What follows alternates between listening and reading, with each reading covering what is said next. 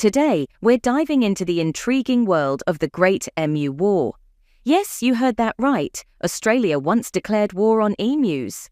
In the early 1930s, after World War I, Australian farmers were struggling with an emu invasion that was destroying their crops.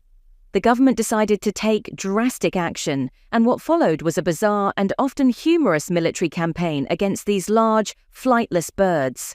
In the early 1930s, Australia was facing a unique problem. After World War I, many veterans had been given land to farm in Western Australia, but their efforts were being thwarted by an unexpected enemy, emus.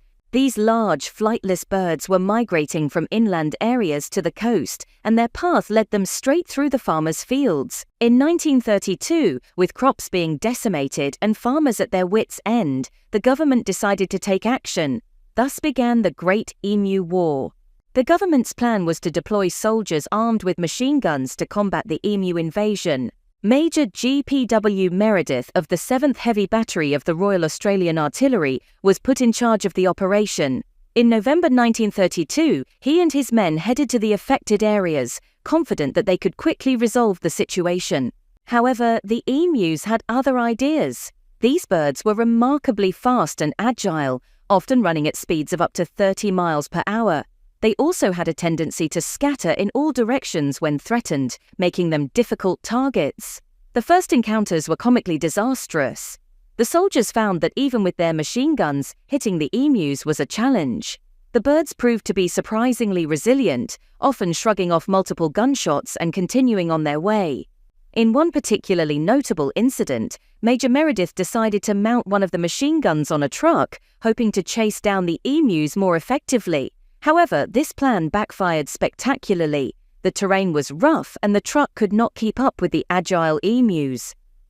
The bumpy ride made aiming nearly impossible, and the entire endeavor ended in frustration and laughter. Despite their best efforts, the soldiers managed to kill only a small number of emus over several weeks. The media caught wind of the operation and reported on it with a mix of amusement and bemusement. Headlines like "Emus outrun army" and "Emus invincible" began to appear, turning the campaign into a bit of a national joke.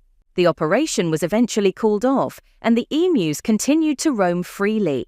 The government had spent a significant amount of resources with little to show for it, and the farmers were left to find other ways to protect their crops. Major Meredith later commented on the difficulty of the task, noting that the emus seemed to possess almost supernatural abilities to avoid bullets.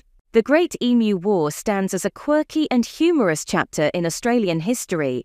It's a tale of overconfidence, underestimation, and the surprising tenacity of nature.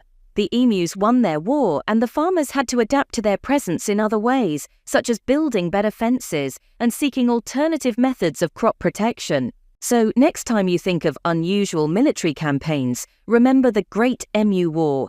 It's a testament to the fact that sometimes, even with the best laid plans, nature finds a way to surprise us all.